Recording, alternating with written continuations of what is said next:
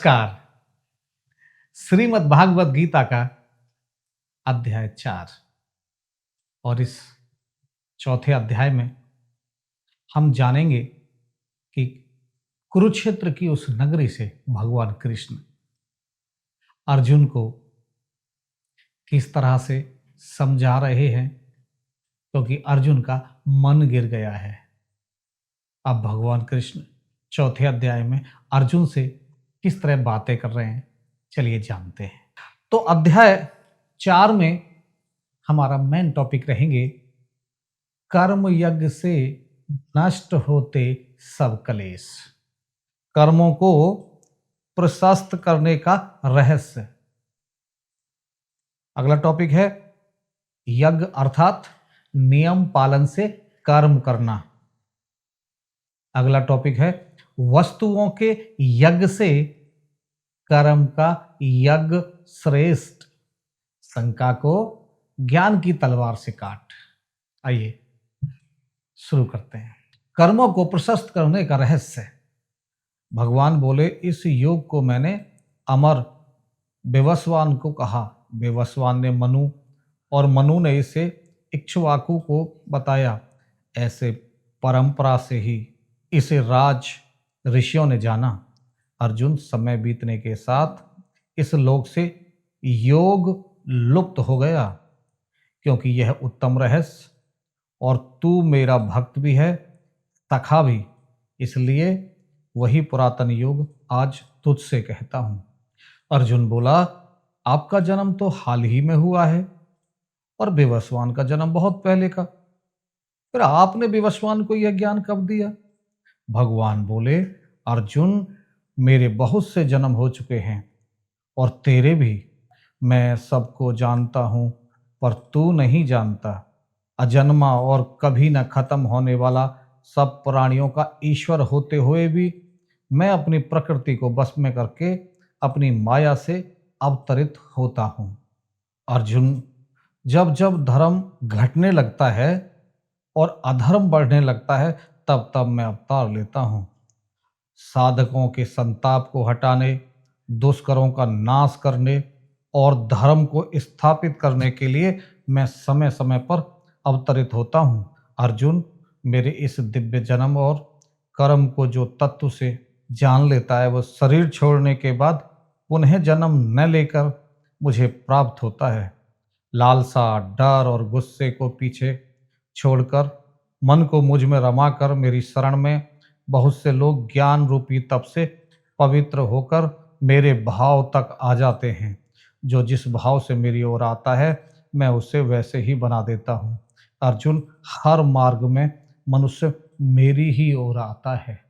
कर्मों को सिद्ध करने की इच्छा से लोग यहाँ देवताओं के यज्ञ करते हैं, क्योंकि मनुष्य लोक में कर्मों से पैदा होने वाली सिद्धि जल्दी हो जाती है।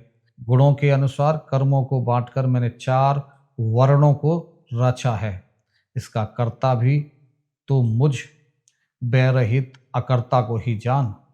न तो मैं कर्मों में लिप्त हूं, न ही कर्म के फल मुझे छूते हैं। जो मुझे ऐसे जानता है, वो कर्म फल से नहीं बनता। मुक्त होने के इच्छुकों ने भी इस प्रकार जानकर पहले से ऐसे ही कर्म किए हैं, इसलिए तू भी वैसा ही कर्म कर जैसे उन्होंने हमेशा से किए हैं। कर्म क्या है और अकर्म क्या है, इस पर बहुत से विद्वान भी भ्रमित हैं। तुम्हें वो कर्म बताता हूँ जिसे जानकर तू अशुभ से मुक्त हो जाएगा। कर्म, अकर्म और विपरीत कर्म को भी समझना चाहिए, क्योंकि कर्मों की गति बहुत गूढ़ है। कर्म में, अकर्म में और अकर्म से कर्म को देखने वाला मनुष्य में समझदार है। वह इसी समझ से सब कर्मों को करता है। जिसके सभी कर्म कामुकता रहित संकल्प से शुरू होते हैं और ज्ञान की अग्नि से तपाए हुए बुद्धिमान उसे पंडित कहते हैं। कर्म फल की अपेक्षा छोड़कर बिना उस पर आश्रित हुए संतुष्ट हुआ जो सदा कर्म करने में लगा रहता है, वही कुछ नहीं कर रहा। आशा रहित होकर आपे और चित्त को जीतकर इकट्ठा करने की मानसिकता को छोड़कर जिसने शरीर को लयपूर्वक कर्म करने में लगा रखा है, वो किसी अनिष्ट को प्राप्त नहीं होता। इच्छा छोड़ने के लाभ से संतुष्ट, द्वंद्वों से पार हुआ, ईर्षा रहित और सफलता असफलता में समभाव रखने वाला, सब करते हुए भी नहीं बंधता। कितनी गूढ़ बात हो रही है। भगवान कृष्ण अपने श्रीमुख से कितने रहस्यमयी अर्जुन को द्वंद्व से बाहर निकालने के लिए भगवान कृष्ण बातें कर रहे हैं। आगे जानते हैं। यज्ञ अर्थात नियम पालन से कर्म कर, लोभ से आगे निकलकर मुक्त हुए का चित्त ज्ञान में स्थित रहता है। यज्ञ के लिए आचरण करते हुए उसके सभी कर्म पूरी लय में होते हैं। ब्रह्मा को अर्पण, ब्रह्मा ही सामग्री, ब्रह्मा ही कर्ता, ब्रह्मा ही अग्नि और ब्रह्मा ही आहुति, कर्म ब्रह्मा है। मैं समाई हुई धारणा के साथ उसके लिए पहुंचने योग भी ब्रह्मा ही है। कुछ योगी यज्ञ से देवताओं का उपासना करते हैं और कुछ अग्नि के यज्ञ शरीर से आहुति, भोजन, सांस डालने से ही यज्ञ करते हैं। कुछ लोग सुनने जैसी इंद्रियों से संयम की अग्नि में ही हवन करते हैं। कुछ लोग वाणी जैसे विषयों को इंद्रियों की अग्नि में हवन करते हैं। कुछ लोग सभी इंद्रियों और प्राण कर्मों को अपने पर ध्यान देने से जगने वाले ज्ञान के योग अग्नि में हवन करते हैं। कुछ लोग वस्तुओं से, यज्ञ तपस्या से, यज्ञ योग से, यज्ञ स्वयं के अध्ययन से, ज्ञान यज्ञ और कुछ एक दृढ़ संकल्पों से जीतने का यज्ञ करते हैं। कुछ लोग प्राण सांस लेने को अपान सांस छोड़ने में, वैसे ही कुछ और प्राण और अपान की गति का अवरोधक करके प्राणायाम रूपी हवन करते हैं। कुछ लोग आहार को नियमित करके प्राणों में प्राणों से हवन करते हैं। ये सभी प्रकार के यज्ञों के जानकार यज्ञों से पापों को नष्ट करते हैं। यज्ञ आचरण से प्राप्त हुए अमृत को अनुभव करने का सनातन ब्रह्मा को प्राप्त होता है। अर्जुन, यज्ञ न करने वाले का तो यही लोग नहीं, अन्न कैसे हों। इस प्रकार ब्रह्म मुख से बहुत प्रकार के यज्ञों का विस्तार है। उन सबको तू कर्मों से पैदा हुआ जान। इस प्रकार समझने से तेरा भ्रम नष्ट होगा।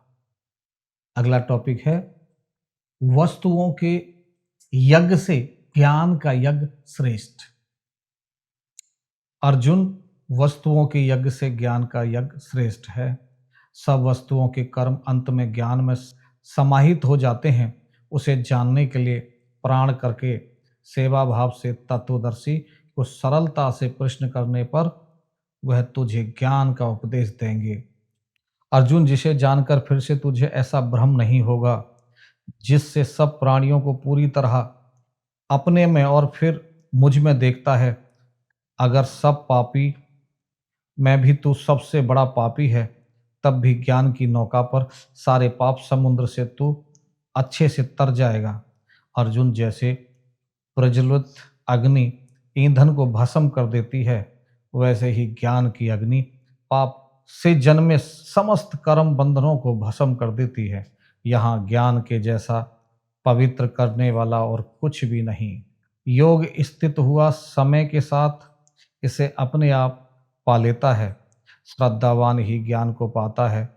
साथ में जो तत्पर और अनुशासित इंद्रियां भी हैं, ज्ञान को पाकर बिना किसी विलंब के परम शांति को पा जाता है। अगला टॉपिक है शंका को ज्ञान की तलवार से काट। भगवान कृष्ण कहते हैं, अनजान, श्रद्धा रहित और शक्की बर्बाद हो जाते हैं। शक्की के लिए न तो यह लोक है और न ही परलोक और न ही सुख है।